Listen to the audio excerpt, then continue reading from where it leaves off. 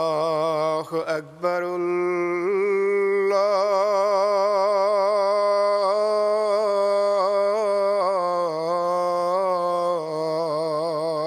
اللہ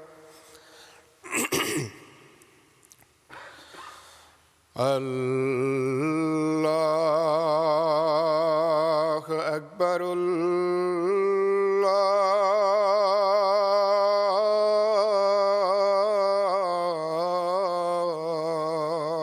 اکبر أشهد أن لا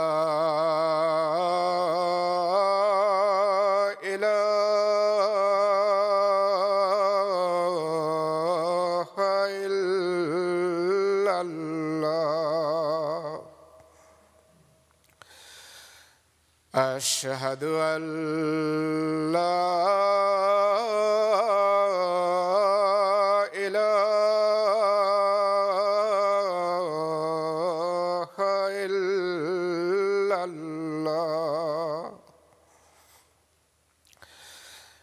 أشهد أن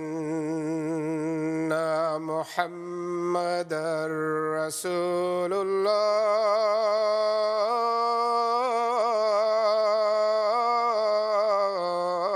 الله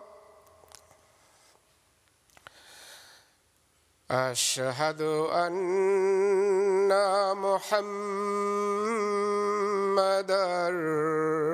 رسول الله حي على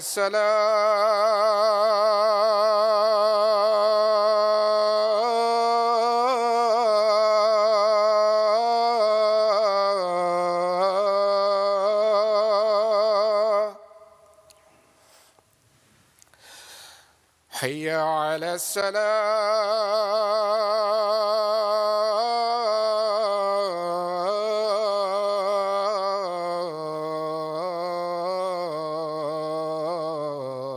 السلام حي على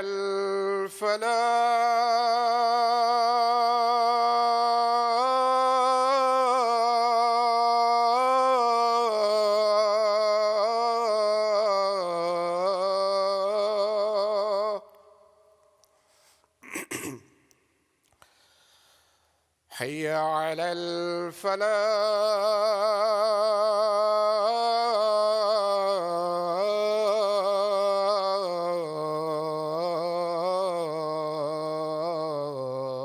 الفلاح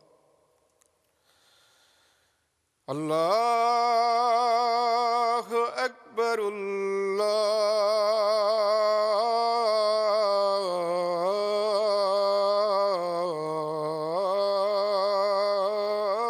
الله أكبر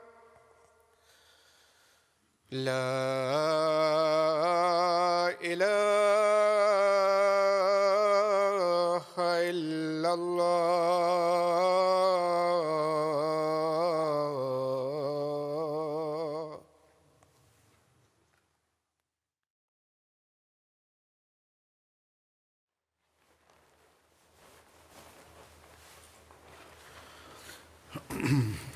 السلام علیکم ورحمۃ اللہ۔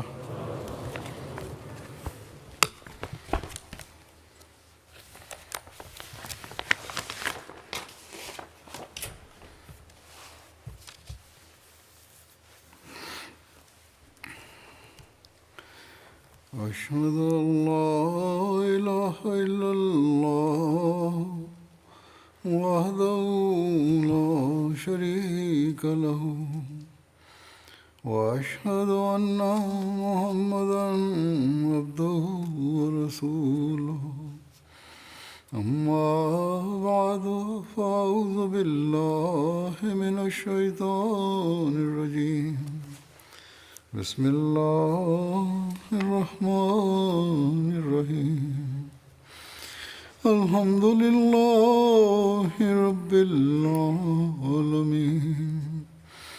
الرحمن الرحيم مالك يوم الدين إياك نعبد وإياك نستعين اهدنا الصراط المستقيم صراط الذين أنعمت عليهم غير المغضوب عليهم ولا الضالين.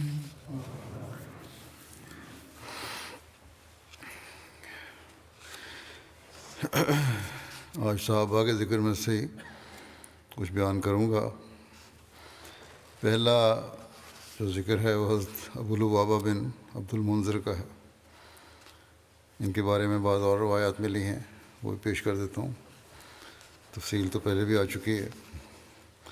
علامہ ابن عبد البر اپنی تصنیف الاستیاب میں لکھتے ہیں کہ حضرت عبداللہ بن عباس رضی اللہ تعالیٰ عنہ قرآن مجید کی آیت وآخرون طرفوا بذنوبہم خلطوا عملا صالحا وآخر سیئا، کہ اور کچھ دوسرے ہیں جنہوں نے اپنے گناہوں کا اعتراف کیا، انہوں نے اچھے اعمال اور دوسرے بد اعمال ملا جلا لیے. میں فرماتے ہیں عبداللہ بن عباس کہ یہ آیت ابو لبابہ اور ان کے ساتھ 7، 8 یا 9 آدمیوں کے بارے میں نازل ہوئی. یہ حضرات غزوہ تبوک سے پیچھے رہ گئے تھے، بعد میں شرمسار ہوئے اور خدا کے حضور توبہ کی اور اپنے آپ کو ستونوں کے ساتھ باندھ لیا. ان کا اچھا عمل توبہ اور ان کا برا عمل جہاد سے پیچھے رہنا تھا. مجمع بن جاریہ سے روایت ہے کہ حضرت خنساء بنت خدام حضرت انیس بن قتادہ کی زوجیت میں تھیں جب آپ غزوہ احد کے دن شہید ہوئے. پھر حضرت خنساء بنت خدام کے والد نے آپ کی شادی مزینہ قبیلے کے ایک آدمی سے کی جسے آپ ناپسند کرتی تھیں. حضرت خنساء رسول اللہ صلی اللہ علیہ وسلم کی خدمت میں حاضر ہوئیں تو آپ صلی اللہ علیہ وسلم نے ان کا نکاح فسخ کر دیا تو حضرت خنساء سے حضرت لبابہ نے شادی کی، جس سے حضرت صاحب بن ابو لبابہ پیدا ہوئے. عبد الجبار بن ورد سے روایت ہے کہ میں نے ابن ابی ملیکہ سے سنا، وہ فرماتے تھے کہ عبداللہ بن ابی یزید کا کہنا ہے کہ حضرت ابو لبابہ ہمارے پاس سے گزرے، ہم ان کے ساتھ تھے یہاں تک کہ وہ اپنے گھر میں گئے. ان کے ساتھ ہم بھی گھر میں داخل ہوئے. ہم نے دیکھا کہ ایک شخص پھٹے پرانے کپڑے میں بیٹھا ہے. میں نے اسے سنا، وہ کہتا تھا کہ میں نے رسول اللہ صلی اللہ علیہ وسلم کو یہ فرماتے ہوئے سنا ہے کہ جو شخص قرآن کو خوش آواز سے نہ پڑھے وہ ہم میں سے نہیں ہے. پھر ذکر ہے حضرت ابو الضیاح بن ثابت بن نعمان کا.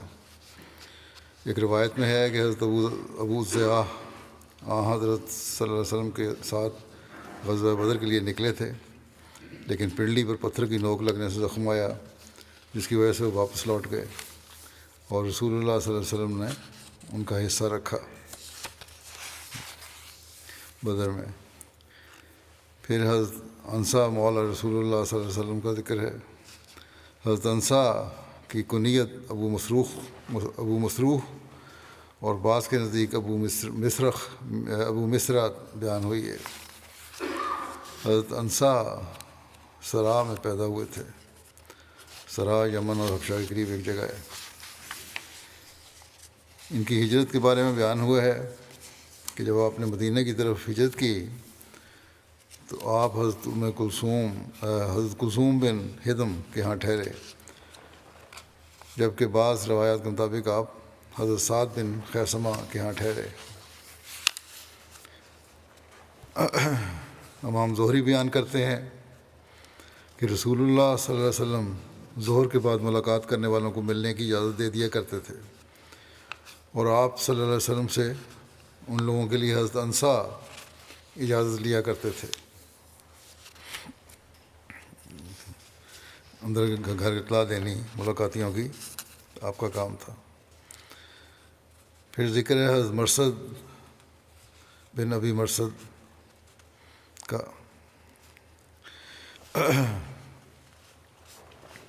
عمران بن مناح کہتے ہیں کہ جب ابو مرثد اور ان کے بیٹے مرثد بن ابی مرثد نے مدینہ کی طرف ہجرت کی، اس وقت آپ دونوں حضرت کلثوم بن ہضم کے ہاں ٹھہرے۔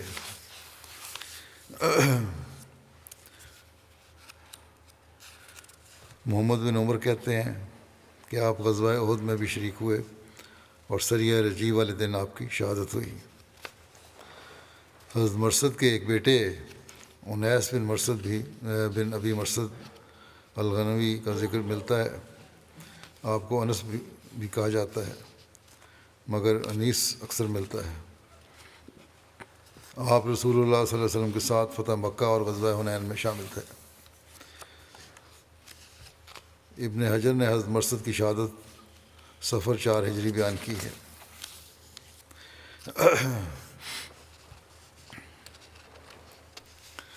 پھر ذکر ہے حضرت ابو مرثد کناز بن الحسین الغنوی کا۔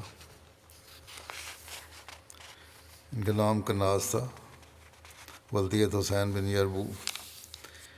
آپ کے نام کے بارے میں اختلاف پایا جاتا ہے، بعض کے نزدیک آپ کا نام کناز بن حسین، جبکہ بعض کے نزدیک حسین بن کناز تھا، اور یہ بھی کہا گیا ہے کہ ان کا نام ایمن تھا، مگر زیادہ مشہور کناز بن حسین ہی تھے۔ حضرت ابو مرثد حضرت حمزہ کے ہم عمر اور ان کے حلیف تھے۔ آپ لمبے قد کے مالک تھے اور آپ کے سر کے بال گھنے تھے۔ حضرت ابو مرثد اور ان کے بیٹے حضرت مرثد رضی اللہ عنہ دونوں کو غزوہ بدر میں شرکت کی توفیق ملی۔ آپ کے بیٹے حضرت مرثد واقعہ رجی میں شہید ہوئے، پہلے بیان ہو چکا ہے۔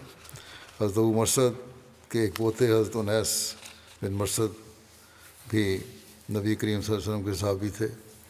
وہ فتح مکہ اور غزوہ حنین میں نبی کریم صلی اللہ علیہ وسلم کے ہمراہ تھے۔ بیان ہوا ہے کہ ربیع الاول 2 ہجری کو حضرت صلی اللہ علیہ وسلم نے 30 شتر سوار مہاجرین کا ایک دستہ اپنے چچا حضرت حمزہ بن عبد المطلب کی قیادت میں مدینہ سے مشرق جانب سیف البحر علاقہ ایز کی طرف روانہ فرمایا۔ حضرت حمزہ اور ان کے ساتھی جلدی وہاں پہنچے تو کیا دیکھتے ہیں کہ مکہ کا رئیس اعظم ابو جہل 300 سواروں کا ایک لشکر لیے ان کے استقبال کو موجود ہے۔ دونوں فوجیں ایک دوسرے کے مقابلے میں صف آرائی کرنے لگ گئیں اور لڑائی شروع ہونے والی تھی کہ اس علاقے کے رئیس مجدی بن عمر الجہنی نے، جو دونوں فریقوں کے ساتھ تعلق رکھتا تھا، درمیان میں پڑھ کر بیچ بچاؤ کروایا اور لڑائی ہوتے ہوتے رک گئی۔ یہ مہم سریہ حمزہ بن عبد المطلب کے نام سے مشہور ہے۔ حضرت ابو مرثد بھی اس سریے میں شامل تھے۔ روایت میں ذکر ہے کہ نبی کریم صلی اللہ علیہ وسلم نے سب سے پہلا لواء جھنڈا حضرت حمزہ کو باندھا تھا، اور اس سریے میں حضرت حمزہ کا یہ جھنڈا حضرت ابو مرثد رضی اللہ عنہ اٹھائے ہوئے تھے۔ پھر ذکر ہے حضرت سلید بن قیس بن عمر کا۔ حضرت سلید کا تعلق انصار کے قبیلہ خزرج کی شاخ بنو عدی بن نجار سے تھا۔ حضرت سلید کی والدہ کا نام حضرت زغیبہ بنت زرارہ تھا، جو حضرت اسد بن زرارہ کی ہمشیرہ تھیں۔ ایک روایت میں بیان ہے کہ حضرت خالد بن ولید کے بھائی ولید بن ولید کو غزوہ بدر کے موقع پر حضرت سلید بن قیس نے قید کیا تھا۔ فتح مکہ کے موقع پر انصار کے قبیلہ بنو مازن کا جھنڈا حضرت سلید بن قیس کے پاس تھا۔ اسی طرح غزوہ حنین کے موقع پر بھی بنو مازن کا جھنڈا حضرت سلید کے پاس تھا۔ 13 ہجری میں، جبکہ بعض کے مطابق 14 ہجری کے آغاز میں حضرت عمر کے دور خلافت میں جنگ جسر کا واقعہ پیش آیا۔ یہ جنگ مسلمانوں اور فارسیوں کے درمیان موجودہ عراق کے علاقے میں لڑی گئی۔ اس جنگ میں مسلمانوں کے سپہ سالار حضرت ابو عبید بن مسعود ثقفی تھے، اس لیے اس جنگ کو جنگ جسر ابی عبید بھی کہتے ہیں۔ اس جنگ کے مزید نام ہیں جنگ مروحہ، جو دریائے فرات کے مغرب کنارے واقع ایک جگہ کا نام ہے، جنگ قص الناطف، یہ بھی دریائے فرات کے مشرقی کنارے پر کوفہ کے قریب ایک جگہ کا نام ہے۔ اس جنگ میں 2000 ایرانی طے ہوئے، جبکہ بعض روایات کے مطابق 6000 ایرانی مارے گئے۔ مسلمانوں کی طرف سے بعض روایات کے مطابق اس جنگ میں 1800 مسلمان شہید ہوئے، جبکہ بعض کے مطابق 4000 مسلمان شہید ہوئے، جن میں 70 انصار اور 22 مہاجرین بھی شامل تھے۔ ان شہداء میں حضرت سلید بن قیس بھی شامل تھے۔ بعض کے نزدیک اس معرکے میں سب سے آخر میں شہید ہونے والے حضرت سلید بن قیس تھے۔ بعض مورخین کے مطابق آپ کی نسل آگے نہیں چلی، جبکہ بعض کے مطابق آپ کے بیٹے کا نام عبداللہ بن سلید تھا، جس نے آپ سے ایک روایت بیان کی ہے۔ ایک دوسری روایت کے مطابق حضرت سلید کی ایک بیٹی تھی جس کا نام سبیتا تھا، جو حضرت سخیلہ بنت سمہ کے وطن سے تھی۔ اسد الغابہ کے مؤلف لکھتے ہیں کہ آپ کی اولاد کی نسل آگے نہیں چلی۔ عبداللہ بن سلید بن قیس اپنے والد حضرت سلید بن قیس سے روایت کرتے ہیں کہ انصار میں سے ایک شخص کا باغ تھا جس میں کسی دوسرے انصاری شخص کے کھجور کے درخت تھے، اور وہ شخص اس باغ میں صبح شام آیا کرتا تھا۔ رسول اللہ صلی اللہ علیہ وسلم نے اس کو حکم دیا کہ اس کے درختوں میں سے جو باغ کی دیوار کے ساتھ لگے ہوئے ہیں ان کی کھجوریں اس انصاری کو دیا کریں جس کا باغ تھا۔ پھر ذکر ہے حضرت مجزر بن زیاد کا۔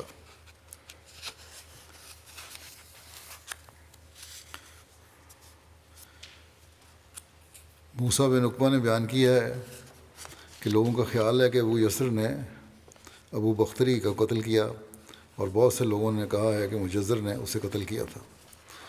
حضرت مجزر نے جاہلیت میں سوید بن صامت کو قتل کر دیا تھا، اور اس قتل نے جنگ بواس کو برانگیختہ کیا تھا۔ بعد میں حضرت مجزر اور حضرت حارث بن سوید بن صامت نے اسلام قبول کر لیا، لیکن حارث بن سوید موقع کی تلاش میں رہے کہ اپنے والد کے بدلے میں انہیں قتل کریں۔ غزوہ احد میں جب قریش نے مڑ کر مسلمانوں پر حملہ کیا تو حارث بن سوید نے پیچھے سے ان کی گردن پر وار کر کے انہیں شہید کر دیا۔ غزوہ حمراء الاسد سے واپسی پر حضرت جبرائیل حضرت صلی اللہ علیہ وسلم کے پاس آئے اور آپ کو بتایا حارث بن سوید نے مجرز بن زیاد کو دھوکے سے قتل کر دیا، اور حضرت صلی اللہ علیہ وسلم کو حکم دیا کہ آپ حارث بن سوید کو مجزر بن زیاد کے بدلے میں قتل کریں۔ رسول کریم صلی اللہ علیہ وسلم ایسے دن تشریف لے گئے جب قباء میں سخت گرمی تھی۔ حضرت وہیم بن ساعدہ نے حضرت صلی اللہ علیہ وسلم کی ارشاد پر مسجد قباء کے دروازے پر حارث بن سوید کو قتل کیا تھا۔ طبقات الکبریٰ کی روایت ہے۔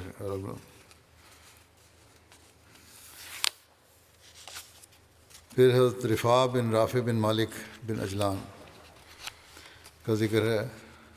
لکھا ہے کہ حضرت رفاع بن رافع کے قبول اسلام کو واقعہ اس طرح بیان ہوا ہے کہ معاذ بن رفاع اپنے والد سے روایت کرتے ہیں کہ وہ حضرت رفاع بن رافع اور ان کے خالہ زاد بھائی حضرت معاذ بن افراء نکلے اور مکہ مکرمہ پہنچے۔ جب دونوں ثنیہ پہاڑی سے نیچے اترے تو انہوں نے ایک شخص کو درخت کے نیچے بیٹھے دیکھا۔ راوی کے مطابق یہ واقعہ 6 انصاریوں کے نکلنے سے پہلے کا ہے، یعنی بیعت عقبہ اولیٰ سے پہلے کا واقعہ ہے۔ کہتے ہیں کہ جب ہم نے آپ کو دیکھا اس شخص کو تو تو وہاں حضرت صلی اللہ علیہ وسلم تھے. تو ہم نے کہا کہ اس شخص کے پاس چلتے ہیں اور اپنا سامان اس کے پاس رکھوا دیتے ہیں یہاں تک کہ بیت اللہ کا طواف کرائے. ہم نے کہتے ہیں کہ ہم نے آپ صلی اللہ علیہ وسلم کو جاہلیت کے رواج کے مطابق سلام کیا، مگر آپ نے اسلامی طریقے کے مطابق سلام کا جواب دیا. اور ہم کہتے ہیں کہ ہم نبی کے بارے میں سن تو چکے تھے کہ مکہ میں دعویٰ کیا ہے کسی نے، مگر ہم نے آپ کو نہ پہچانا. ہم نے آپ کو نہ پہچانا. ہم نے آپ صلی اللہ علیہ وسلم سے پوچھا کہ آپ کون ہیں؟ آپ نے کہا کہ نیچے اتر آؤ. بس ہم نیچے اتر آئے اور آپ سے پوچھا کہ وہ شخص کہاں ہے جو نبوت کا دعوے دار ہے. اور وہ کہتا ہے کہ جو بھی وہ کہتا ہے، یعنی جو بھی دعویٰ ہے اس کا اپنے دعوے کے متعلق کہتا ہے. آپ صلی اللہ علیہ وسلم نے فرمایا وہ میں ہی ہوں. پھر کہتے ہیں میں نے کہا کہ مجھے اسلام کے بارے میں بتائیں. تو آپ صلی اللہ علیہ وسلم نے ہمیں اسلام کے بارے میں بتایا اور پوچھا کہ آسمانوں اور زمین اور پہاڑوں کو کس نے پیدا کیا ہے؟ ہم نے کہا انہیں اللہ تعالیٰ نے پیدا کیا ہے. آپ صلی اللہ علیہ وسلم نے پوچھا کہ تمہیں کس نے پیدا کیا ہے؟ ہم نے کہا کہ اللہ تعالیٰ نے. آپ صلی اللہ علیہ وسلم نے پوچھا یہ بت کس نے پیدا کیے ہیں جن کی تم عبادت کرتے ہو؟ ہم نے کہا یہ ہم نے خود بنائے ہیں. آپ صلی اللہ علیہ وسلم نے پوچھا پھر پیدا کرنے والا عبادت کا زیادہ حقدار ہے یا وہ جن کو پیدا کیا گیا ہے؟ پھر تو تم زیادہ حقدار ہو کہ تمہاری عبادت کی جائے کیونکہ تم بتوں کے پیدا کرنے والے ہو. اور فرمایا پھر آپ نے کہ میں اللہ کی عبادت اور اس کی گواہی کی طرف بلاتا ہوں کہ اللہ کے سوا کوئی معبود نہیں، اور یہ کہ میں اللہ کا رسول ہوں، اور آپس میں صلہ رحمی کرنے اور دشمنی کو چھوڑ دینے کی طرف بلاتا ہوں جو لوگوں کے ظلم کی وجہ سے ہو. ہم نے کہا کہ نہیں، اللہ کی قسم اگر جس چیز کی طرف آپ بلاتے ہیں جھوٹی ہوئی تو بھی یہ عمدہ باتیں ہیں اور آسن اخلاق ہیں. آپ ہماری سواری کو سنبھالیں یہاں تک کہ ہم طواف کرائیں. معاذ بن افرا آپ صلی اللہ علیہ وسلم کے پاس ہی بیٹھے رہے. رفاع بن رافع کہتے ہیں بس میں بیت اللہ کا طواف کرنے گیا. میں نے 7 تیر نکالے اور ایک تیر آپ صلی اللہ علیہ وسلم کے مقرر کر لیا. یہ ان کا طریقہ تھا، یہ اپنے دل کی تسلی کے لیے تیروں سے شگون لیا کرتے تھے. کہتے ہیں پھر بیت اللہ کی طرف متوجہ ہوئے اور دعا مانگی، اے اللہ محمد صلی اللہ علیہ وسلم جس چیز کی طرف بلاتے ہیں اگر وہ حق ہے تو 7 بار انہی کا تیر نکال. میں نے 7 بار کرا ڈالا اور 7 بار آپ کا ہی تیر نکلا. میں زور سے بولا اشہد ان لا الہ الا اللہ و ان محمد رسول اللہ. بس لوگ میرے پاس جمع ہو گئے اور کہنے لگے یہ شخص مجنون ہے، صابی ہو گیا. میں نے کہا بلکہ مومن آدمی ہے. پھر میں مکے کے بالائی تک علاقے میں آ گیا. جس کی تم باتیں کر رہے ہو وہ تو مجنون ہے، صابی ہے. لیکن میں نے کہا نہیں، بلکہ مجھے تو لگتا ہے مومن آدمی ہے. پھر میں مکے کے بالائی علاقے میں آ گیا. بس جب معاذ نے مجھے دیکھا تو کہا رفاع ایسے نورانی چہرے کے ساتھ آ رہا ہے جیسا کہ جاتے وقت نہ تھا. بس یعنی کلمہ پڑھنے سے پہلے وہ نورانی چہرہ نہیں تھا جیسا کہ اب ہے. بس میں آیا اور اسلام قبول کیا. رسول اللہ صلی اللہ علیہ وسلم نے ہمیں سورہ یوسف اور اقرأ بسم ربک الذی خلق پڑھائی. پھر ہم واپس آ گئے. حضرت رفاع بن رافع بیان کرتے ہیں کہ بدر کے دن میری آنکھ میں تیر لگا جس کی وجہ سے میری آنکھ پھوٹ گئی. تو حضرت صلی اللہ علیہ وسلم نے میری آنکھ پر اپنا لعاب لگایا اور میرے لیے دعا کی تو مجھے اس سے کوئی تکلیف نہ ہوئی. ایک دوسری روایت کے مطابق جنگ بدر کے دن تیر حضرت رفاع بن رافع کو نہیں بلکہ ان کے والد رافع بن مالک کی آنکھ میں لگا تھا. بہرحال بہتر جانتا ہے، لیکن بہرحال نتیجہ وہی ہے کہ تکلیف دور ہوئی. حضرت رفاع بن رافع کہتے ہیں کہ رسول اللہ صلی اللہ علیہ وسلم ایک دن مسجد میں بیٹھے ہوئے تھے، ہم بھی آپ کے ساتھ تھے. اسی دوران ایک شخص آپ کے پاس آیا جو بدوی لگ رہا تھا. اس نے آ کر نماز پڑھی اور بہت ہلکی پڑھی. پھر مڑا نبی کریم صلی اللہ علیہ وسلم کو سلام کیا تو نبی کریم صلی اللہ علیہ وسلم نے فرمایا اور تم پر بھی سلام ہو، واپس جاؤ پھر سے نماز پڑھو، کیونکہ تم نے نماز نہیں پڑھی۔ وہ پھر گیا اور نماز پڑھی۔ پھر وہ آیا اور آ کر اس نے آپ کو سلام کیا۔ آپ نے پھر فرمایا تم پر بھی سلامتی ہو، اور فرمایا کہ واپس جاؤ پھر سے نماز پڑھو، کیونکہ تم نے نماز نہیں پڑھی۔ اس طرح اس نے 2 بار یا 3 بار کیا۔ ہر بار وہ نبی کریم صلی اللہ علیہ وسلم کے پاس آ کر آپ کو سلام کرتا اور آپ فرماتے تم پر بھی سلام ہو، واپس جاؤ پھر سے نماز پڑھو، کیونکہ تم نے نماز نہیں پڑھی۔ تو لوگ ڈرے اور ان پر یہ بات گراں گزری کہ جس نے ہلکی نماز پڑھی ہے اس نے نماز ہی نہ پڑھی۔ تو بیٹھے ہوئے تھے لوگ صحابہ ارد گرد، ان کو بڑا خوف محسوس ہوا کہ اس کا مطلب ہلکی نمازیں تو پھر نماز ہی نہیں ہے۔ ہمیں بھی اپنا جائزہ لینا چاہیے اس لحاظ سے۔ آخر اس آدمی نے عرض کیا کہ ہمیں پڑھ کر دکھا دیں اور مجھے سکھا دیں، میں انسان ہی تو ہوں، میں صحیح بھی کرتا ہوں اور مجھ سے غلطی بھی ہو جاتی ہے۔ تو آپ نے فرمایا ٹھیک ہے، جب تم نماز کے لیے کھڑے ہونے کا ارادہ کرو تو پہلے وضو کرو جیسے اللہ نے تمہیں وضو کرنے کا حکم دیا ہے، پھر اگر تمہیں کچھ قرآن یاد ہو تو اسے پڑھو، ورنہ الحمدللہ، اللہ اکبر اور لا الہ الا اللہ کہو۔ پھر رکوع میں جاؤ اور خوب اطمینان سے رکوع کرو، اس کے بعد بالکل سیدھے کھڑے ہو جاؤ، پھر سجدہ کرو اور خوب اعتدال سے سجدہ کرو، پھر بیٹھو اور خوب اطمینان سے بیٹھو، پھر اٹھو۔ جب تم نے ایسا کر لیا تو تمہاری نماز پوری ہو گئی، اور اگر تم نے اس میں کچھ کمی کی تو تم نے اتنی ہی اپنی نماز میں سے کمی کی۔ حضرت رفاع بن رافع سے روایت ہے کہ وہ نبی کریم صلی اللہ علیہ وسلم کے پاس بیٹھے ہوئے تھے تو آپ نے فرمایا کہ کسی کی نماز مکمل نہیں ہوتی یہاں تک کہ وہ پوری طرح وضو کرے جیسے اللہ تعالیٰ نے اس کو حکم دیا ہے۔ آپ اپنے چہرے اور دونوں ہاتھوں کو کہنیوں تک دھوئے اور اپنے سر کا مسح کرے اور اپنے دونوں پاؤں ٹخنوں تک دھوئے۔ ایک اور روایت میں حضرت رفاع بن رافع سے اس واقعہ کی روایت ہے کہ انہوں نے کہا کہ جب تم کھڑے ہو اور تم نے قبلہ کی طرف رخ کیا تو اللہ اکبر کہو اور سورہ فاتحہ پڑھو، اور اس کے ساتھ جتنا قرآن اللہ چاہے کہ تم پڑھو، جتنا تمہیں یاد ہے یا جو پڑھنا چاہتے ہو۔ جب تم رکوع کرو تو اپنے دونوں ہتھیلیاں اپنے دونوں گھٹنوں پر رکھو اور اپنی کمر سیدھی رکھو، اور انہوں نے کہا جب تم سجدہ کرو تو اطمینان سے سجدہ کرو، اور جب تم سر اٹھاؤ تو اپنے بائیں ران پر بیٹھو۔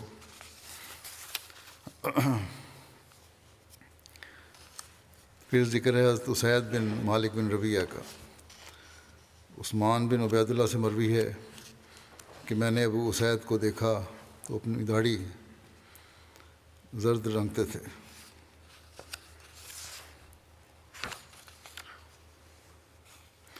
ابن اسحاق کہتے ہیں کہ ابو اسید بن مالک بن ربیعہ غزوہ بدر میں شریک تھے۔ جب ان کی اخیر عمر میں بینائی چلی گئی تو انہوں نے کہا کہ اگر آج میں بدر کے مقام پر ہوتا اور میری بینائی بھی ٹھیک ہوتی تو میں تم کو وہ گھاٹی دکھاتا جہاں سے رشتے نکلے تھے، مجھے اس میں ذرا بھی شک اور وہم نہیں ہوگا۔ ابو اسید بن مالک بن ربیعہ سعدی سے روایت ہے، وہ کہتے ہیں کہ ہم رسول اللہ صلی اللہ علیہ وسلم کے پاس بیٹھے ہوئے تھے، کسی دوران بنو سلمہ کا ایک شخص آپ کے پاس آیا اور اس نے کہا یا رسول اللہ، میرے ماں باپ کے مر جانے کے بعد بھی ان کے ساتھ حسن سلوک کی کوئی ضرورت ہے؟ آپ صلی اللہ علیہ وسلم نے فرمایا ہاں، ان کے لیے دعا کرنا اور ان کے لیے استغفار کرنا، ان کے بعد ان کے وعدوں کو پورا کرنا، اور جو ان دونوں کے رشتہ دار ہیں ان سے صلہ رحمی کرنا، انہیں جوڑے رکھنا، ان کے دوستوں کی عزت کرنا۔ اس طرح ان کو بھی ثواب پہنچتا رہے گا، ان کی روح کو بھی ثواب پہنچتا رہے گا، ان کی مغفرت کے سامان ہوتے رہیں گے۔ مالک بن ربیعہ سے مروی ہے کہ میں نے نبی کریم صلی اللہ علیہ وسلم کہتے سنا، اے اللہ سر منڈوانے والوں کی مغفرت فرما۔ تو ایک شخص نے کہا اور بال کتروانے والوں کی؟ تو آپ نے تیسری یا چوتھی مرتبہ فرمایا اور بال کتروانے والوں کی۔ میں بھی اس روز سر منڈائے ہوئے تھا، مجھے جو مسرت ہوئی اس سے وہ مجھے سرخ اونٹ یا بہت زیادہ مال ملنے پر بھی نہ ہوتی۔ عثمان بن ارقم اپنے والد سے روایت کرتے ہیں کہ رسول اللہ صلی اللہ علیہ وسلم نے بدر کے دن فرمایا تمہارے پاس جو مال غنیمت ہے اسے چھوڑ دو، تو حضرت ابو اسید السعدی نے عائض المرزبان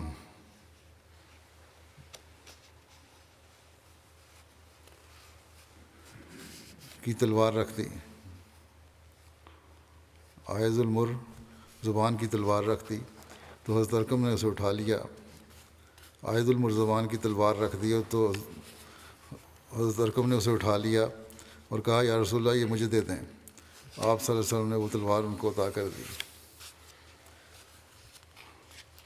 پھر حضرت عبداللہ بن عبد الاسد کا ذکر ہے۔ ایک روایت میں ہے کہ محمد بن عمارہ کہتے ہیں کہ مکے سے ہجرت کر کے مدینہ آنے والوں میں سب سے پہلے ہمارے پاس حضرت ابو سلمہ بن عبد الاسد تشریف لائے۔ وہ 10 محرم کو مدینہ آئے، جبکہ رسول اللہ صلی اللہ علیہ وسلم 12 ربیع الاول کو مدینہ میں تشریف لائے۔ جو مہاجرین سب سے پہلے آئے اور بنو عمر بن عوف میں ٹھہرے، اور وہ مہاجرین جو آخر پر آئے ان کے درمیان 2 مہینوں کا فرق ہے۔ حضرت ام سلمہ بیان کرتے ہیں کہ انہوں نے حضرت ابو سلمہ نے جب مدینہ ہجرت کی تو قباء میں حضرت مبشر بن عبد المنذر کے ہاں ٹھہرے۔ ہجرت کی تو قباء میں حضرت مبشر بن عبد المنذر کے ہاں ٹھہرے۔ وہ رسول اللہ صلی اللہ علیہ وسلم نے حضرت ابو سلمہ بن عبد الاسد اور حضرت سعد بن خیثمہ کے درمیان مواخات قائم فرمائی۔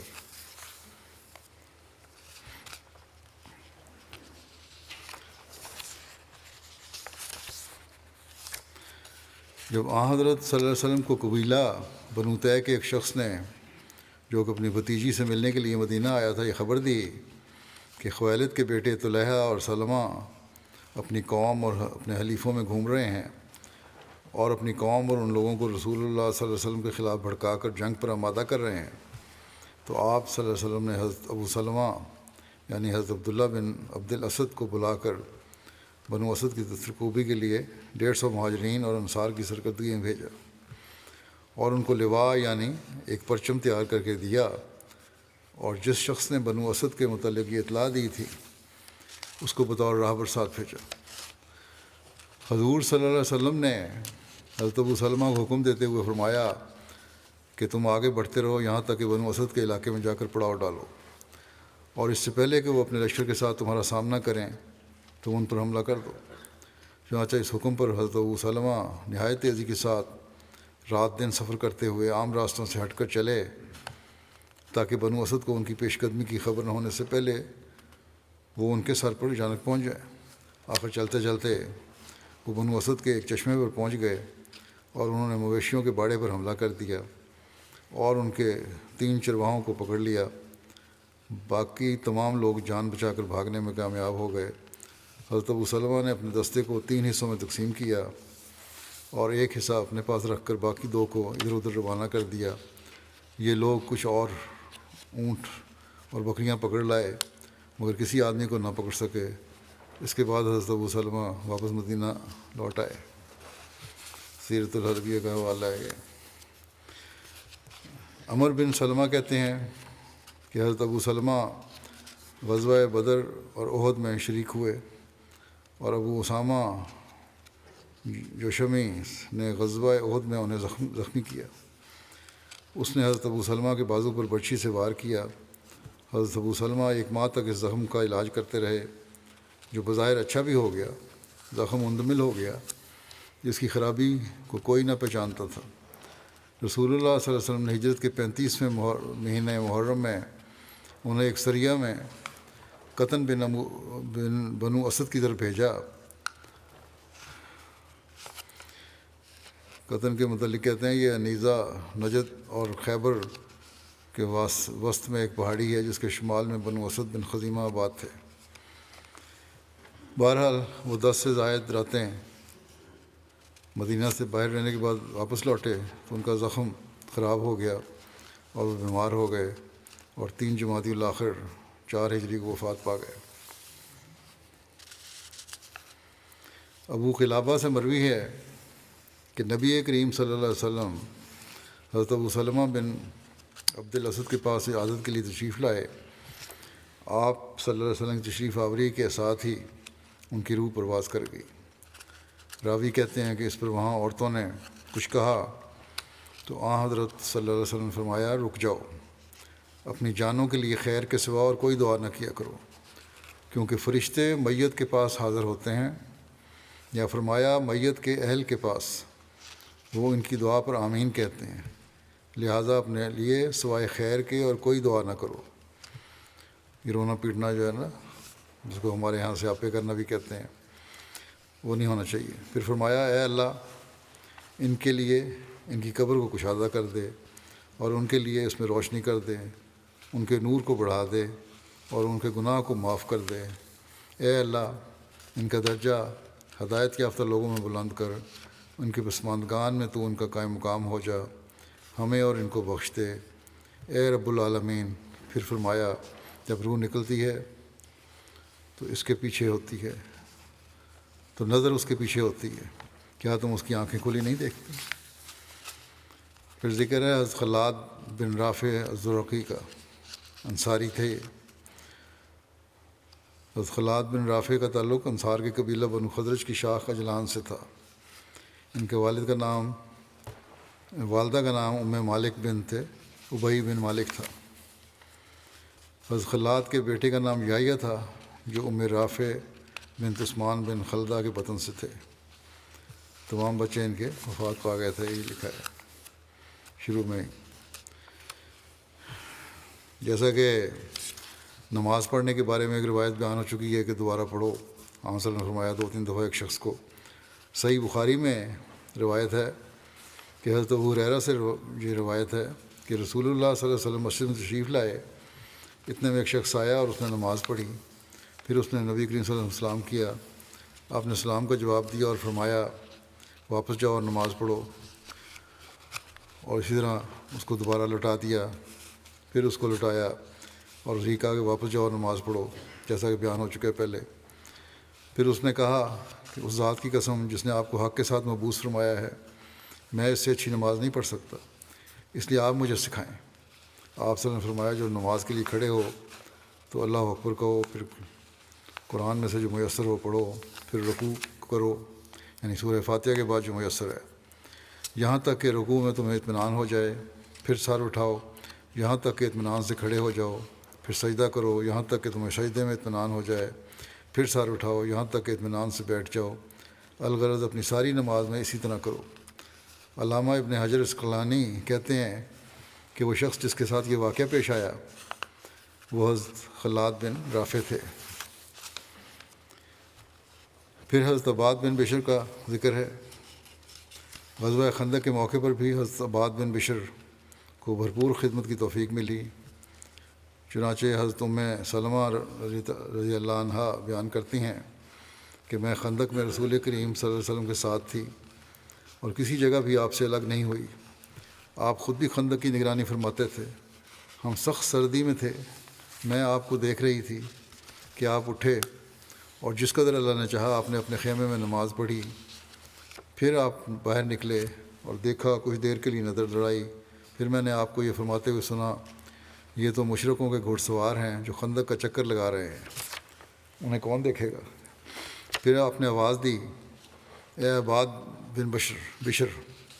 حضرت عباد نے عرض کی میں حاضر ہوں۔ آپ صلی اللہ علیہ وسلم سے پوچھا کیا تمہارے ساتھ کوئی اور بھی ہے؟ انہوں نے جواب دیا ہاں میں اپنے چند ساتھیوں کے ساتھ ہوں، ہم آپ کے خیمے کے ارد گرد ہیں۔ آپ نے فرمایا اپنے ساتھیوں کے ساتھ جاؤ اور خندق کا چکر لگاؤ، یہ ان مشرکین کے گھوڑ سواروں میں سے کچھ گھوڑ سوار ہیں جو تم پر چکر لگا رہے ہیں اور وہ خواہش رکھتے ہیں کہ تمہاری غفلت میں اچانک تم پر حملہ کر دیں۔ پھر آپ صلی اللہ علیہ وسلم نے دعا کی کہ اے اللہ ہم سے ان کے شر کو دور کر دے اور ان کے خلاف ہماری مدد فرما اور ان کو مغلوب کر دے، تیرے علاوہ کوئی انہیں مغلوب نہیں کر سکتا۔ پھر حضرت عباد بن بشر اپنے ساتھیوں کے ساتھ نکلے اور دیکھا کہ ابو سفیان مشرکین کی چند گھوڑ سواروں کے ساتھ تھا اور وہ خندق کی تنگ جگہ کا چکر لگا رہا تھا، اور مسلمان ان کے بارے میں آگاہ ہو چکے تھے جو وہاں بیٹھے تھے اس کنارے پر۔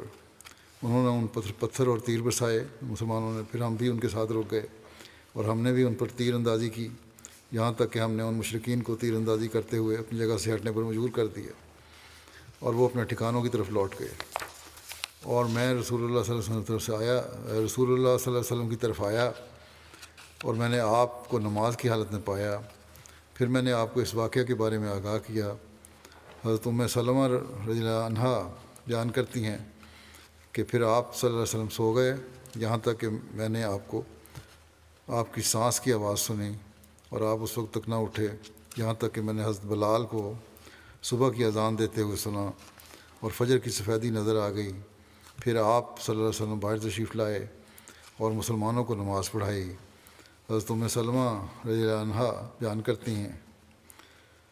کرتی تھیں کہ اللہ تعالیٰ عباد بن بشر پر رحم فرمائے، وہ رسول کریم صلی اللہ علیہ وسلم کے صحابہ میں سے سب سے بڑھ کر آپ صلی اللہ علیہ وسلم کے خیمے کے ساتھ چمٹے رہے اور ہمیشہ اس کی حفاظت کرتے رہے۔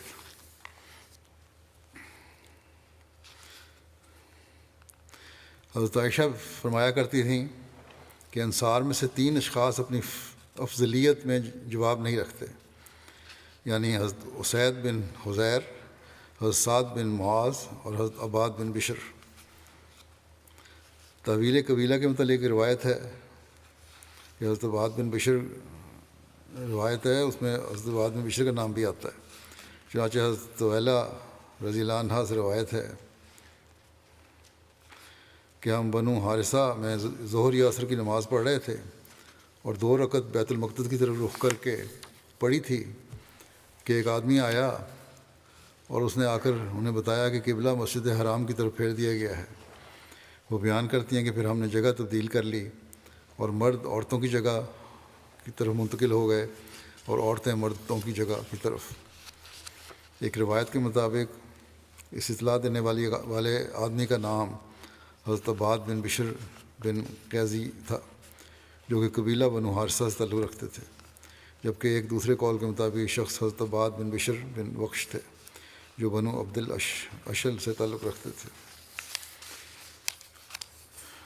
صلح حدیبیہ کے موقع پر جب قریش مکہ کی طرف سے سہیل بن عمر نبی کریم صلی اللہ علیہ وسلم کے ساتھ بات چیت کی غرض سے آیا تو اس وقت بھی حضرت عباد بن بشر حضور صلی اللہ علیہ وسلم کے پاس لوہے کی خود پہنے کھڑے تھے اور آپ کے ساتھ ایک اور صحابی حضرت سلمہ بن اسلم بھی تھے۔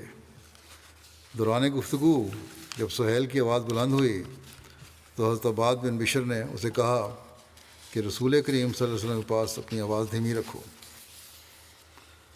حضرت عباد بن بشر ہر غزوے کے موقع پر پیش رہے، چنانچہ جب عیینہ بن حصن فزاری بنو غطفان کے چند سواروں کے ساتھ غابہ پر حملہ آور ہوا جہاں نبی کریم صلی اللہ علیہ وسلم کی 2 دھیل اونٹیاں چرا کرتی تھیں، انہوں نے اونٹنیوں کی نگرانی پر متعین آدمی کو قتل کر دیا اور اس کی بیوی اور حضور صلی اللہ علیہ وسلم کی اونٹنیوں کو ساتھ لے گئے۔ جب مدینہ میں خبر پہنچی تو گھڑ سوار نبی کریم صلی اللہ علیہ وسلم کی خدمت میں حاضر ہونے لگے۔ روایت میں ذکر ہے کہ انصار میں سے حضرت مقداد بن اسود رضی اللہ عنہ کے بعد سب سے پہلے حضرت عباد بن بشر رضی اللہ عنہ نبی کریم صلی اللہ علیہ وسلم کے پاس پہنچے۔ یہ مہم غزوہ قرد کے نام سے مشہور ہے، اس کی تفصیل صحیح بخاری میں بھی آئی ہے۔ یزید بن ابی عبید سے روایت ہے کہ انہوں نے کہا میں حضرت سلمہ بن اکوع سے سنا، وہ کہتے تھے کہ میں نماز فجر کی اذان سے پہلے مدینے سے نکل کر غابہ کی طرف گیا۔ رسول اللہ صلی اللہ علیہ وسلم کی 2 دھیل اونٹنیاں ری کرد مقام پر چل رہی تھیں۔ کہتے تھے کہ عبد الرحمن بن عوف کا ایک لڑکا مجھے راستے میں ملا، کہنے لگا رسول اللہ صلی اللہ علیہ وسلم کی اونٹنیاں لے گئے ہیں۔ میں نے کہا کون لے گئے ہیں؟ اس نے کہا غطفان کے لوگ۔ کہتے تھے یہ سنتے ہی میں نے یا صبح کی آواز 3 بار بلند کی اور ان کو پہنچا دی جو مدینہ کے 2 پتھریلے میدانوں میں تھے۔ پھر اپنے سامنے بے تحاشا دوڑ پڑا یہاں تک کہ ان لٹیروں کو جا لیا اور وہ جانوروں کو پانی پلانے لگے تھے۔ میں نے انہیں تیروں کا نشانہ بنایا اور میں اچھا تیر انداز تھا اور یہ ریجز کہتا جاتا تھا میں اقوا کا بیٹا ہوں۔ آج کا دن وہ دن ہے جس میں معلوم ہو جائے گا کہ دودھ پلانے والیوں نے کسے دودھ پلایا ہے۔ اور میں گرجتے ہوئے یہ رج دیا شعر پڑھتا تھا یہاں تک کہ ان سے تمام دودھیل اونٹنیاں چھڑا لیں اور ان سے 30 چادریں بھی چھین لیں۔ کہتے تھے کہ میں اسی حال میں تھا کہ نبی کریم صلی اللہ علیہ وسلم دوسرے لوگوں سمیت آ پہنچے۔ میں نے کہا نبی اللہ، میں نے ان لوگوں کو پانی نہیں پینے دیا اور وہ پیاسے تھے، آپ ان کی طرف اس وقت دستہ بھیجیے۔ آپ نے فرمایا اقوا کے بیٹے، تم نے ان پر قابو پا لیا ہے، اس لیے نرمی کرو۔ حضرت اقوا کہتے تھے پھر ہم لوٹ آئے اور رسول اللہ صلی اللہ علیہ وسلم نے مجھے اپنے پیچھے اپنی اونٹنی پر بٹھا لیا اور ہم اسی حالت میں مدینہ میں داخل ہوئے۔ پھر ذکر ہے حضرت حاطب بن ابی بلتا کا۔ ان کی وفات 30 ہجری میں مدینہ میں ہوئی، 65 سال کی عمر میں۔ حضرت عثمان نے آپ کی نماز جنازہ پڑھائی۔ ان کے بارے میں مزید لکھا ہے کہ حضرت ابوبکر نے بھی آپ کو مقوقس کے مصر کے پاس مصر بھیجا اور ایک معاہدہ ترتیب دیا جو حضرت عمر بن عاص کے حملہ مصر تک طرفین کے درمیان قائم رہا۔ حضرت حاطب خوبصورت جسم کے مالک تھے، ہلکی داڑھی تھی، گردن جھکی ہوئی تھی، پست قامت کی طرف مائل اور موٹی انگلیوں والے تھے۔ یعقوب بن عتبہ سے مروی ہے کہ حضرت حاطب بن ابی بلتا نے اپنی وفات کے دن 4000 دینار اور درہم چھوڑے۔ آپ غلہ وغیرہ کے تاجر تھے اور آپ نے اپنے ترکہ مدینہ میں چھوڑا۔ حضرت جابر سے روایت ہے کہ ایک مرتبہ حاطب کا غلام رسول اللہ صلی اللہ علیہ وسلم کے پاس آیا، آپ کی شکایت لے کر آیا۔ غلام نے کہا اے اللہ کے رسول صلی اللہ علیہ وسلم، حاطب ضرور جہنم میں داخل ہوگا۔ اس پر رسول اللہ صلی اللہ علیہ وسلم نے فرمایا تو نے جھوٹ بولا، وہ اس میں ہرگز داخل نہیں ہوگا کیونکہ وہ غزوہ بدر اور صلح حدیبیہ میں شامل ہوا تھا۔ حضرت سعید بن مسیب فرماتے ہیں کہ حضرت عمر حضرت حاطب بن ابی بلتا کے پاس سے گزرے، وہ بازار میں کشمش بیچ رہے تھے۔ حضرت عمر نے کہا یا تو اپنی قیمت زیادہ کریں یا پھر ہمارے بازار سے چلے جائیں۔ مزید لکھا کہ حضرت امام شافعی سے روایت ہے کہ قاسم بن محمد کہتے ہیں کہ حضرت عمر عیدگاہ کے بازار میں حضرت حاطب کے پاس سے گزرے، ان کے سامنے 2 ٹوکریاں کشمش کی بھری پڑی تھیں۔ حضرت عمر نے ان سے ان کا نرخ پوچھا تو انہوں نے کہا 2 مد 1 درہم میں دے رہا ہوں۔ حضرت عمر نے ان سے کہا کہ مجھے طائف سے آنے والے ایک قافلے کے بارے میں بتایا گیا ہے کہ وہ آپ کے نرخ کا اعتبار کرتے ہیں، یا تو آپ نرخ زیادہ کریں یا پھر گھر میں بیٹھ کر جیسے چاہیں بیچیں۔ چنانچہ جب حضرت عمر گھر آئے اور سول بچار کی تو پھر حضرت حاطب کے گھر ان سے ملنے گئے اور ان سے کہا جو کچھ میں نے آپ سے کہا تھا وہ میری طرف سے کوئی زبردستی نہیں ہے اور نہ میری طرف سے وہ فیصلہ تھا، میں نے یہ بات صرف شہریوں کی بھلائی کے لیے کی تھی، آپ جہاں چاہیں بیچیں اور جتنے میں چاہیں بیچیں۔ حضرت مسلم معود اس بارے میں فرماتے ہیں کہ رسول کریم صلی اللہ علیہ وسلم کے زمانے سے مدینہ منورہ میں قیمتوں پر اسلامی حکومت تصرف رکھتی تھی۔ چنانچہ حدیثوں میں آتا ہے کہ حضرت عمر رضی اللہ تعالیٰ عنہ ایک دفعہ مدینہ کے بازار میں پھر رہے تھے کہ آپ نے دیکھا کہ ایک شخص حاطب بن ابی بلتا نامی بازار میں 2 بورے سوکھے انگوروں کے رکھے بیٹھے تھے۔ حضرت عمر نے ان سے بھاؤ دریافت کیا تو انہوں نے 1 درہم کے 2 مد بتائے۔ یہ بھاؤ بازار کے عام بھاؤ سے سستا تھا۔ اس پر آپ نے ان کو حکم دیا کہ اپنے گھر جا کر فروخت کریں، مگر بازار میں اس قدر سستے نرخ پر فروخت نہیں کر سکتے کیونکہ اس سے بازار کا بھاؤ خراب ہوتا ہے اور لوگوں کو بازار والوں پر بدظنی پیدا ہوتی ہے۔ مسلم لکھتے ہیں کہ فقہاء نے اس پر بڑی بحثیں کی ہیں، بعض نے ایسی روایات بھی نقل کی ہیں کہ بعد میں حضرت عمر نے اپنے اس خیال سے رجوع کر لیا تھا، مگر بالعموم فقہاء نے حضرت عمر کی رائے کو ایک قابل عمل اصل کے طور پر تسلیم کیا ہے، اور انہوں نے لکھا ہے کہ اسلامی حکومت کا یہ فرض ہے کہ وہ ریٹ مقرر کرے ورنہ قوم کے اخلاق اور دیانت میں فرق پڑ جائے گا، مگر یہ امر یاد رکھنا چاہیے کہ اس جگہ انہی اشیاء کا ذکر ہے جو منڈی میں لائی جائیں، جو اشیاء منڈی میں نہیں لائی جاتی اور انفرادی حیثیت رکھتی ہیں ان کا یہاں ذکر نہیں ہے۔ بس جو چیزیں منڈی میں لائی جاتی ہیں اور فروخت کی جاتی ہیں ان کے متعلق اسلام کا یہ واضح حکم ہے کہ ایک ریٹ مقرر ہونا چاہیے تاکہ کوئی دکاندار قیمت میں کمی بیشی نہ کر سکے۔ چنانچہ بعض آثار اور احادیث میں فقہاء نے لکھا ہے جن سے اس کی تائید ہوتی ہے۔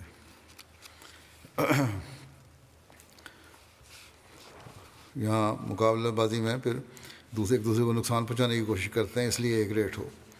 غزوہ بنو مستلق 5 ہجری سے واپسی پر رسول اللہ صلی اللہ علیہ وسلم نکی کے مقام سے گزرے تو وہاں وسیع علاقہ اور گھاس دیکھی اور بہت سے کنویں دیکھے۔ بس آپ صلی اللہ علیہ وسلم نے ان کنوؤں کے پانی کے متعلق پوچھا تو عرض کیا گیا کہ اے اللہ کے رسول صلی اللہ علیہ وسلم، جب ہم ان کنوؤں کی تعریف کرتے ہیں تو ان کا پانی کم ہو جاتا ہے اور کنویں بیٹھ جاتے ہیں۔ اس پر رسول اللہ صلی اللہ علیہ وسلم نے حضرت حاطب بن ابی بلتہ حکم دیا کہ وہ ایک کنواں کھودیں۔ آپ صلی اللہ علیہ وسلم نے نکی کو چراگاہ بنانے کا حکم دیا۔ حضرت بلال بن حارث مزنی کو اس پر نگران مقرر فرمایا۔ حضرت بلال نے عرض کیا کہ اے اللہ کے رسول صلی اللہ علیہ وسلم، میں اس زمین میں سے کتنے حصے کو چراگاہ بناؤں؟ آپ صلی اللہ علیہ وسلم نے فرمایا، جب طلوع فجر ہو جائے تو ایک بلند آواز شخص کو کھڑا کرو۔ فجر رات کے اندھیرے میں دور تک آوازیں جاتی ہیں، اس لیے دن کے وقت جب دن چڑھ جائے تو اس وقت ایک شخص کو کھڑا کرو، پھر اسے مکمل نامی پہاڑی پر کھڑا کر کے جہاں تک اس شخص کی آواز جائے اتنے حصے کو مسلمانوں کے گھوڑوں اور اونٹوں کی چراگاہ بنا دو، جس کے ذریعے سے وہ جہاد کر سکیں۔ یعنی جہاد کے لیے جو گھوڑے اور اونٹ ہیں مسلمانوں کے، وہ وہاں چریں ہیں۔ حضرت بلال نے عرض کیا کہ اے اللہ کے رسول صلی اللہ علیہ وسلم، مسلمانوں کے چرنے والے جانوروں کے بارے میں کیا رائے ہے؟ جو دوسرے جانور ہیں مسلمانوں کے، ان کے بارے میں آپ نے فرمایا وہ اس میں داخل نہیں ہوں گے، صرف جہادی کے لیے، جو جہاد کے لیے استعمال ہونے والے ہیں وہی اس جگہ سے چر سکتے ہیں، باقی اپنے اپنی چراگاہوں پر جائیں۔ حضرت بلال نے عرض کیا کہ اے اللہ کے رسول، اس کمزور مرد یا کمزور عورت کے بارے میں آپ کا کیا خیال ہے جس کے پاس قلیل تعداد میں بھیڑ بکریاں ہوں اور وہ انہیں منتقل کرنے پر قدرت نہ رکھتے ہوں؟ آپ صلی اللہ علیہ وسلم نے فرمایا انہیں چھوڑ دو اور انہیں چر دیں دو، جو غریبوں کے تھوڑے بہت مال ہے اس کو بے شک چرنے دو۔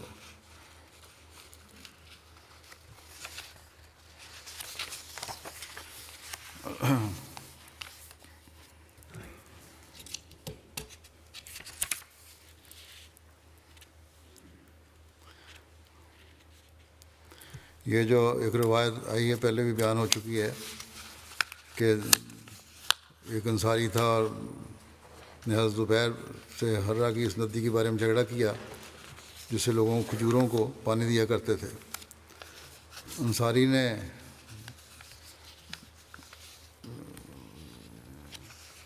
حضرت زبیر سے کہا کہ پانی بہنے دو، اور حضرت زبیر نے نہ مانا تو وہ دونوں نبی کریم صلی اللہ علیہ وسلم کے پاس جھگڑا لائے۔ رسول اللہ صلی اللہ علیہ وسلم نے حضرت زبیر سے فرمایا، زبیر تم اپنے درختوں کو سیراب کر لو، پھر اپنے ہمسائے کے لیے پانی چھوڑ دو۔ انصاری کو غصہ آ گیا اور اس نے کہا آپ نے یہ فیصلہ اس لیے کیا ہے کہ یہ آپ کی پھوپھی کا بیٹا ہے۔ اس پر رسول اللہ صلی اللہ علیہ وسلم چہرہ متغیر ہو گیا اور آپ نے فرمایا، زبیر اپنے درختوں کو پانی دو، پھر پانی کو روکے رکھو یہاں تک کہ وہ منڈیروں تک بھر آئے۔ حضرت زبیر کہتے ہیں کہ اللہ کی قسم میں سمجھتا ہوں کہ یہ آیت اسی وقت نازل ہوئی تھی کہ تیرے رب کی قسم وہ ہرگز مومن نہیں ہوں گے جب تک وہ تجھے ان باتوں میں حکم نہ مانے جو ان کے درمیان اختلافی صورت اختیار کرتی ہے۔ بخاری کی روایت ہے یہ۔ اس حدیث میں جن انصاری کا ذکر ہے ان کے بارے میں تفاسیر میں لکھا ہے، میں اختلاف ہے۔ تفسیر قرطبی میں مکی و نحاس کے قول کے مطابق لکھا ہے کہ وہ انصاری حضرت حاطب بن ابی بلتہ تھے۔ تو یہ ہے آج جن کو بیان کرنا تھا میں نے، کچھ تھوڑے سے رہ گئے ہیں وہ انشاءاللہ آئندہ کبھی بیان کر دوں گا۔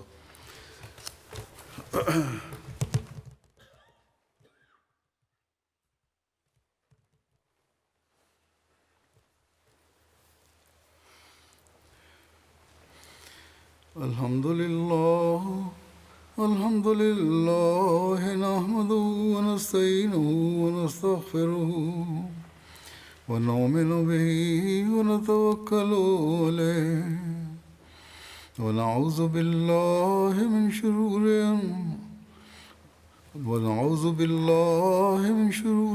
انفسنا ومن سیئات اعمالنا، من يهده الله فلا مضل له ومن يضلل فلا هادي له، ونشهد أن لا إله إلا الله ونشهد أن محمدا عبده ورسوله عباد الله رحمكم الله إن الله يأمر بالعدل والإحسان وإيتاء ذي القربى وينهى عن الفحشاء والمنكر والبغي يعظكم لعلكم تذكرون اذكروا الله يذكركم